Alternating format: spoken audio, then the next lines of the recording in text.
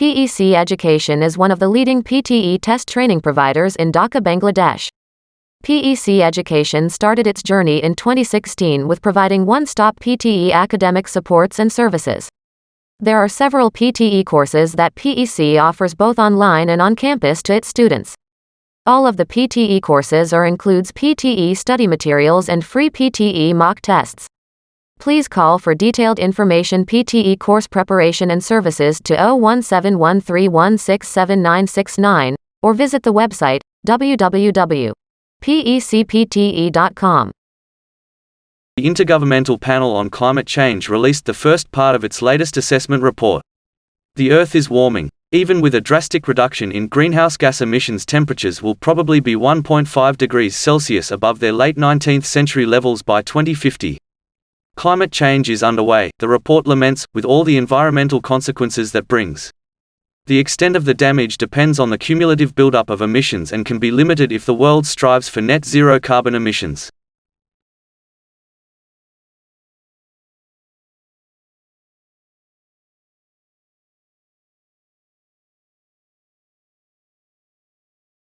It might sound obvious that if you want to improve a robot's software, you should improve its software. Agram Gupta of Stanford University, however, begs to differ.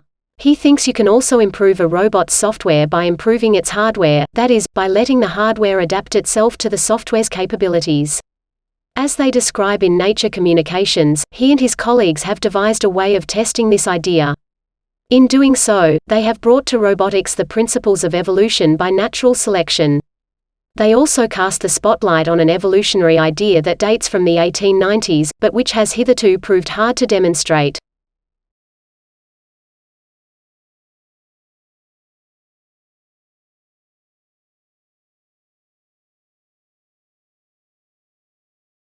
The lives of distinguished people often take a lot of telling. Yet even devotees might raise an eyebrow at the heft of Sir Paul McCartney's memoir, 2 volumes totaling 960 pages. Casual Beatles fans may be surprised by the title, too. Though most would consider Sir Paul the band's best musician, with an honourable mention for George Harrison, John Lennon typically gets the plaudits for writing. In a poll by the BBC in 2001 to rank the greatest lyricists, Lennon received more than twice as many votes as McCartney.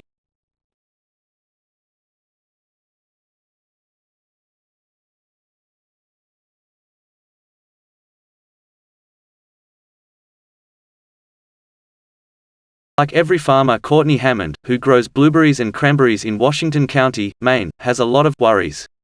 He frets about weather, invasive species, failed crops, and global prices. To abide by federal food safety laws, he has had to do training, maintain meticulous records, have insect and rodent control plans, and document daily the sanitation of his processing equipment. It is a tremendous amount of work, but it means, he says, I don't have to worry about anybody getting sick from eating anything that leaves my farm. Now he is worried that a new law may put his hard work in jeopardy. Earlier this month, 61% of voters opted to change the state constitution to ensure that all Mainers had a right to food, the first law of its kind in America.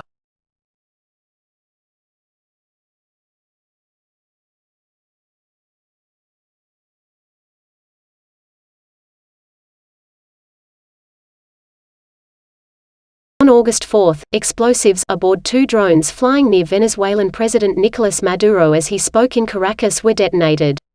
7 people were injured. Maduro has used the incident as a pretext to crack down on Venezuela's opposition by unleashing the regime's secret police.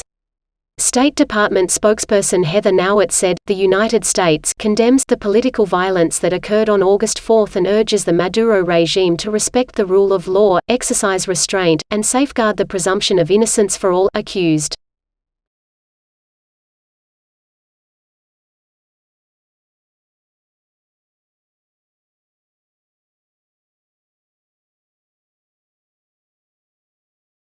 Even if the distribution of women's occupations matched that of men, if women were the doctors and men were the nurses, she calculates that at most a third of the pay gap would disappear.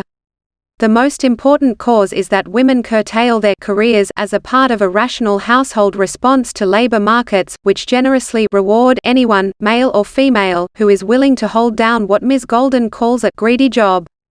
These are roles, such as those in law, accountancy and finance, that demand long and unpredictable hours.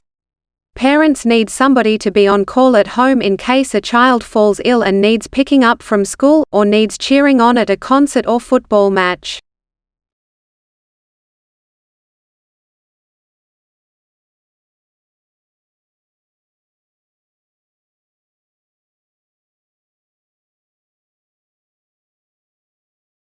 High staff churn is here to stay.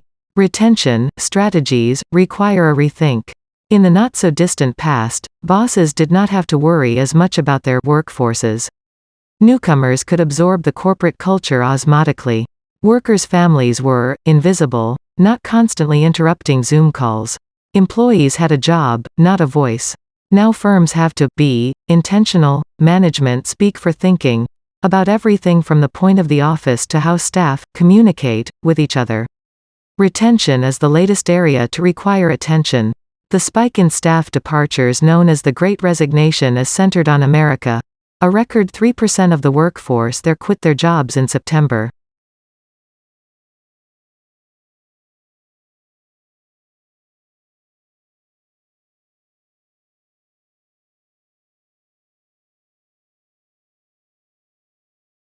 In 1945, while in a state of exhaustion, the mathematician John von Neumann had a kind of stammering premonition. He was in Los Alamos, working on the atom bomb, and he told his wife Clary that the energy source he was helping to develop would make scientists the most hated and also the most wanted citizens of any country. Then he informed her that his other ongoing project, the computer, would one day be even more important, and, potentially, even more dangerous. Good biographies of some of the greatest mathematical minds are rare. Because they were polymaths, biographers who can interpret their manifold achievements for the ordinary mortal are themselves thin on the ground. This has been von Neumann's fate, and the upshot is that he has not had the recognition he deserves.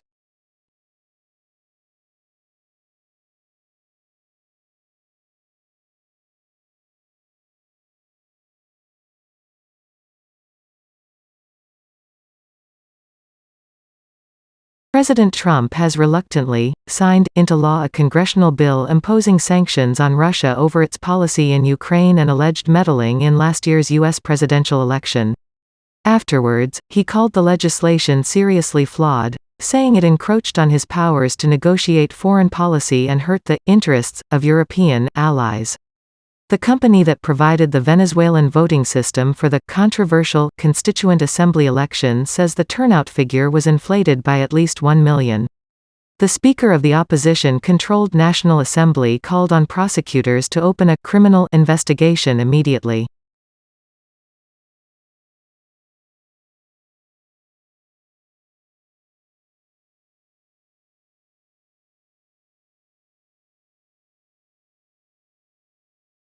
The United States has confirmed that it will pull out of the Paris Climate Agreement.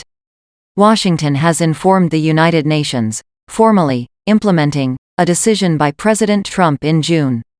But the State Department said the U.S. would continue to participate in climate change meetings until the withdrawal process was completed. New research indicates that weather-related disasters could kill more than 150,000 people in Europe each year by the end of the century. The European Commission report estimated that heat waves would cause 99% of all weather-related deaths on the continent.